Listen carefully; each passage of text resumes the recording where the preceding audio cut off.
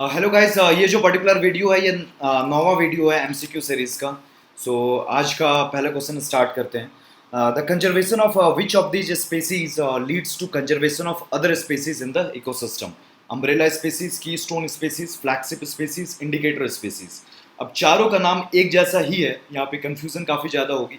यहाँ पे आंसर है अम्ब्रेला स्पीसीज। अम्ब्रेला स्पीसी का डेफिनेशन होता है the conservation of that species leads to the conservation of other species. जैसे टाइगर, प्रोजेक्ट टाइगर में टाइगर को कंजर्व करते हैं, उसके साथ साथ other species in the forest भी कंजर्व होते हैं। Keystone species are those species whose impact on the environment and ecology are more than other species. अगर impact ज़्यादा है तो those are keystone species. For example, honey bee, अगर वो pollination नहीं होगा तो definitely whole ecosystem will be negatively impacted. तो इनका impact काफ़ी ज़्यादा है. They are keystone species. Flagship species are those species which tell you about uh, let's say ki conservation status of the ecosystem. For example, it is similar as those two umbrella species, but let's say they are mainly used, this term is mainly used when the state of the ecosystem is very negative. Okay, let's say if these flagship species are not conserved, then definitely it can lead to dilapidation of the ecosystem. For example, अगर जो desert के आसपास अगर कोई plants अगर वहाँ पे नहीं अगर हम उगाते हैं तो क्या होगा कि डिजर्टिफिकेशन बढ़ता जाएगा। तो डिजर्ट से के बगल वाला जो इकोसिस्टम है वो डिस्ट्रॉय हो जाएगा अगर वहाँ पे वो प्लांट्स नहीं हो। तो वो प्लांट्स फ्लैक्सिव स्पीसीज हैं because they are very important for the conservation of that ecosystem.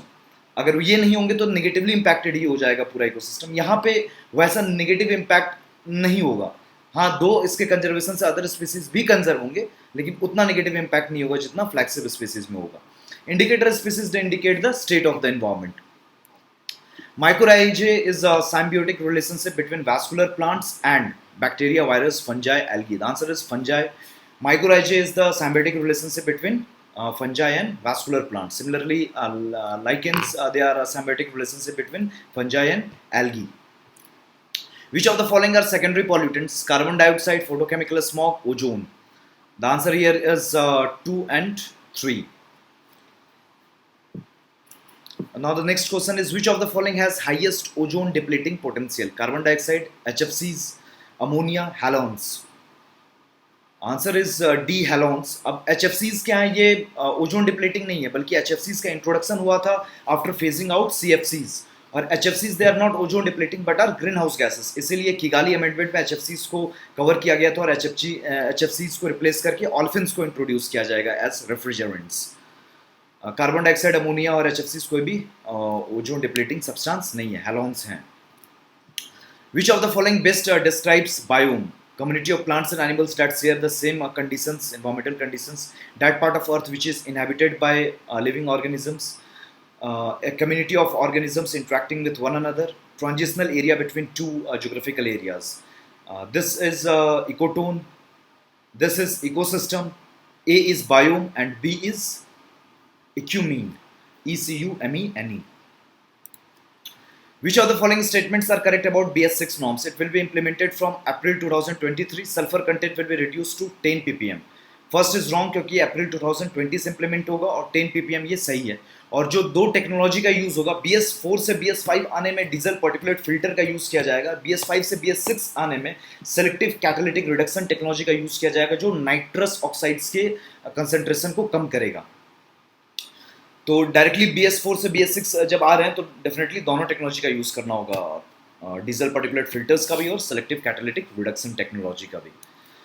Itai disease is associated with, the answer is B, cadmium. In ecology what is aestivation? A type of niche, a type of seed, hibernation in summer, a type of biome. The answer is hibernation in summer. The ground squirrels are involved in ostivation, that is hibernation in summer. What are XC2 methods of conservation? UPSC का पुराना style of asking question था जो पहले पूछते थे, काफी conceptual question पूछते थे। कंसेप्चुअल क्या, ये इजी है लेकिन हाँ आपको पता होना चाहिए इन-सिटू एक्स-सिटू क्या होता है या फिर किस इकोसिस्टम की सबसे ज्यादा प्राइमरी प्रोडक्टिविटी है। तो यहाँ पे एक्स-सिटू है जू और gene bank. The answer is C, 2 and 3. National parks are in situ modes of conservation.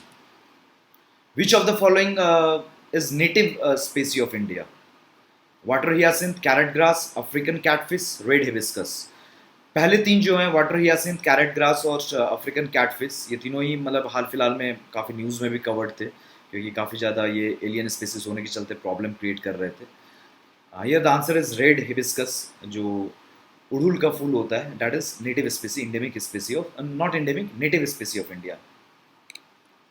सो ये 10 MCQs थे।